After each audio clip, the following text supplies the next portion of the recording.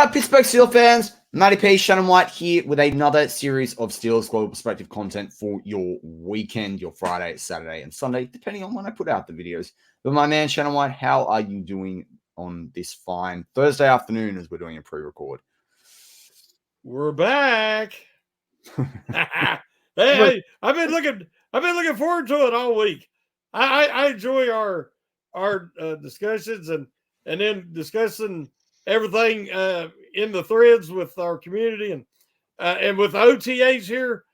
Usually I don't get too excited about OTAs, but with all these new faces in new places and new offensive coordinator and everything's new, and I'm really excited. I'm pumped up with all the news coming out. I love that. Yeah, you definitely came on with a spring in your step. I will say that, and that is not a pun on the time of year that it is in the US. that was pretty good by me, actually. That was good though. Yeah. We want to get into OTAs. Bless you. Thank you very much. Where would you like to start on OTAs? Well, all the news coming out is all been positive. Thankfully, I haven't heard about any injuries yet, which you always hold your breath. But the secondary, there's everybody. I kind of expected Beanie Bishop to really show up and show out because of his intensity, his competitiveness, and his speed and quickness. And he showed all that. And they said that day 2 and day 3 of OTAs, he really stood out as somebody they think can contribute. I follow certain guys, Nick Fireball. Yeah. And he's given firsthand accounts. And it fits with what I was expecting. Cory Trice, I don't know if you've seen his knee brace. Man, I saw his interview, but I didn't see the brace. Oh my gosh, it's so form-fitting, and the way it looks, it fits. It looks like his skin. I mean, it's not like the big cumbersome. Well, I broke my hand. I broke my hand. What's it now? 2024, 8 years ago, and then they didn't even put me in a cast. I broke it pretty badly. They had to immobilize the hand because I tore the ligament. But they put it in this black, like hard fiberglass sleeve, and it had 2 knobs basically. And some people say it's modern, but this is 8 years ago, right? And then just thinking about the NFL get. And literally, I'd tighten it, and then as my arm and built the muscle, they'd loosen it up, and I could take it off and do everything. They're like, you got to be really careful. Like, you want to take it off like once a day, and you got to hold it and all the rest of it. But that's a completely different way of doing medicine. Like these little knobs that just tighten it to form fit. Like, and before they did it, they actually molded the hand first. Yeah. So then they printed the fiber. Like it was literally like a second, as you talking about, like a second. It was like a second skin that was like, I felt like Iron Man, like had like an iron skin kind of thing. I just think that it's incredible how far they've come with the technology. When he was running out there, no limp, no nothing. He's moving well. And I just think that's just so comforting. It's, it's a step above what he wore his last year at Purdue. I mean, he is really, this is high tech. And it's just so encouraging because he's looking so good. And you see Ryan Watts, and the guy is so big, so tall, and looks like he could offer them something this year as well. But then Darius Rush has stole OTAs. They said he stole the spotlight because he looks so confident, so fluid, a guy that's legit almost 6'3", and he's running a 4.36. And when they say he's out there, because Porter and Trice are both like 4.45 guys. Yeah. But Rush is faster. He's 4.36, and they said it shows. And he's playing very, very confident. He's, there was some attitude talk with him coming out of college. But he's like, I'm playing special teams. I'm on every unit. I'll do anything they ask me to do. He is so excited to be in Pittsburgh. You might be getting a guy that, potentially could have been a 3rd or 4th round pick. You got him for nothing because, picked him up off waivers. And now I wanted to see him get more time last year. Yeah. But this year, he looks like he's ready to break out. When you get to Dontae Jackson is the veteran of the group and still can run under a 4.4. Yeah. And he's only 28. He's only 28. Yeah, he's a quality number 2. He's been one of the best number 2s. People for a while about it. One of the best number 2s in the league, though. Really, when you think about number 2s, like there's not many. Yeah. But you look at that depth chart, the size, the strength, the speed, the competitiveness. The Steelers ain't had anything to resemble this in the cornerback room, maybe ever. Yeah, well, that's huge. I mean, putting the naysayer knock on it is the idea that all of them are inexperienced, but but the only way you to get experience is to play. Exactly my point. Because I hear a lot about bringing Cam Sutton back. I don't want Cam Sutton back. I mean, I'd be dead. I've been careful in comments and I've been careful what I said. I don't want Cam Sutton back. Past it. Don't care. Old, got the off-field issue, which is more what I care about. Done. I'm done. But what if, because of his knowledge and his experience, he's a very intelligent then bring back Pat P. No, I'd rather have Sutton, honestly. I think, in my opinion, Peterson lost 2 to 3 steps. But what are we hiring? They were trying to talk about moving him to safety. He's not physical enough for safety.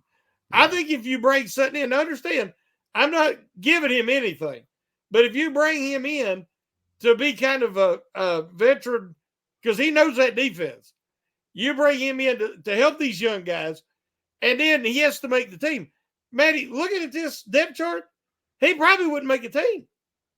True. Well, the other thing, too, about leadership is he's not a cornerback, but Minka's there.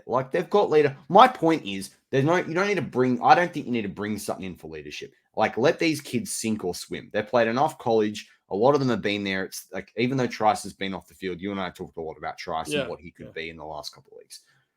Rush has floated between two different teams now. No, 3. Yes, technically 3 with the practice. Oh, well, he wasn't with the Chiefs very long, but you know what I'm saying. Yeah. So he understands that situation. Yeah. So he's got a bit of maturity to him and is obviously taking the offseason to improve. Ryan Watts played at Georgia and at Texas. Again, 2 top-tier programs, particularly with the way – and Texas, the way they rotate their defensive backs as well. You can't be precious. It's like what you and I talked about when we wanted the Steelers to go get Kyle Duggar in the offseason, right? Because of maturity and moving around the suit. So I'm just a bit out on this whole we need to bring everyone back for this veteran. There's veterans in the secondary. Joey Porter Jr. did it. Dontae Jackson's been in the league. I think this is his 5th year or 6th year off the top of my head.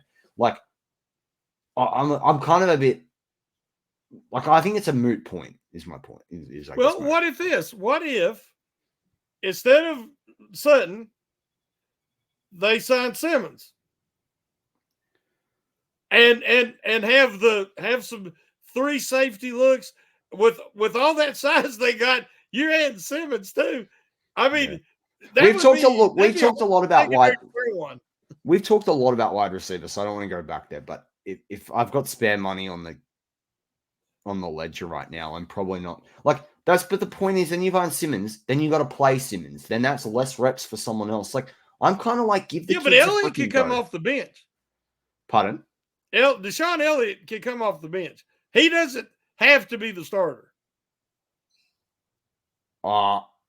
No way am I starting Simmons in most schemes over Deshaun Elliott. He's not big enough. How much have we talked about safeties? No way am I playing Simmons instead of Elliott. Absolutely I think that they're going to have so much size and so much speed at linebacker. It's greatly improved this year. I think that they could go with Simmons at strong safety and have Elliott when you do need a bigger strong safety. He's 195. He's 195 to 201. Yeah, but Elliott's 210. Yeah, so play Elliott. Yeah, but I mean, he ain't that big either. He's a more slender, strong safety is what I'm saying. Yeah, but you and I, by your and my standards, yes, because we like a 215 plus safety. Yeah, if you actually look around the league right now, most of them are at about 206 to 210. That's everybody's going smaller and faster. Correct. So, and that's what I said. I think that Simmons. But I think there's a bigger difference between there's a smaller difference between 210 and 215, 220 than 210 and 200. To me, that's a much bigger difference in the way that they play. Kazee, I'm thinking Kazee might have trouble making this roster. Possibly. But I'm not starting. There's no way in the AFC I'm starting Justin Simmons over Deshaun Elliott. And people can go, well, look at Simmons' record, look at all his stats. But I'm sorry. Deshaun Elliott is a bloke that wants to hit people. And Justin Simmons doesn't hit people at 31. Deshaun Elliott wants to hit people. I want Deshaun Elliott on the field. If that price comes down to more reasonable, it wouldn't shock me if they don't pull the trigger. But then again, I would probably go Trey Herndon over him because I think there's a gap with what Trey Herndon can do at corner. Because we're talking a lot about outside corners right now, not necessarily slot guys. Yeah. So I don't know. Like everyone's got their own opinions. We can all play armchair GM, but I'm just not on the Simmons train. For me, is that like everyone loves what he's like. You know, people don't want to pay Cam Hayward, but everyone wants Justin Simmons. And Justin Simmons is a 31-year-old DB, right? Like, we know what happens to DBs at that age. Like, we look at the slowdown in Pat P, and he's only 18 months older than like. Or I'm just saying that, like, and I know it's not you. I've seen a lot of stuff on Twitter about like Justin Simmons and why he's got to come in and like he's this glorious savior, and I'm just kind of like, but he's not. Like.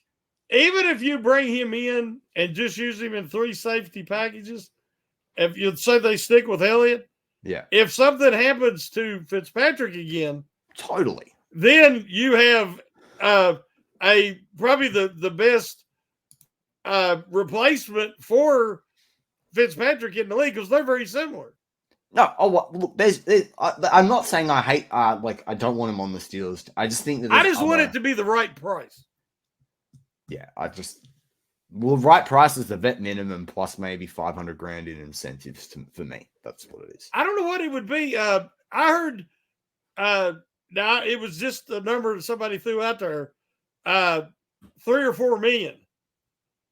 Yeah. And I think he wants more than that, but I think that's what I think the Steelers for a minimum offering. Of 7 or 8. I think I read earlier on. Yeah, but I think the Steelers are more around the 4 million. But then again, why wouldn't you just bring back Terrell Edmonds? Well, he's already signed. Yeah, I know, but why didn't you bring? Well, that might have been. He might not. The bridges were burned. He might have been like, I'm not going back. Probably. Yeah, I don't blame him. I'm saying. I don't blame him. There's cheaper, like because Deshaun Elliott can play free safety as well. He's played free safety at times for other teams. If you actually go back, I don't know if we want to discuss this in another segment. But have you seen the reports coming out of the receiver position in OTAs? Well, let's move on to that one. So that's going to close out this segment of the Steelers Global Perspective. I'm Matty P with Shannon White. As always, we hope you enjoyed the content. Let us know your thoughts on all of this and more in the comments below. Go Steelers.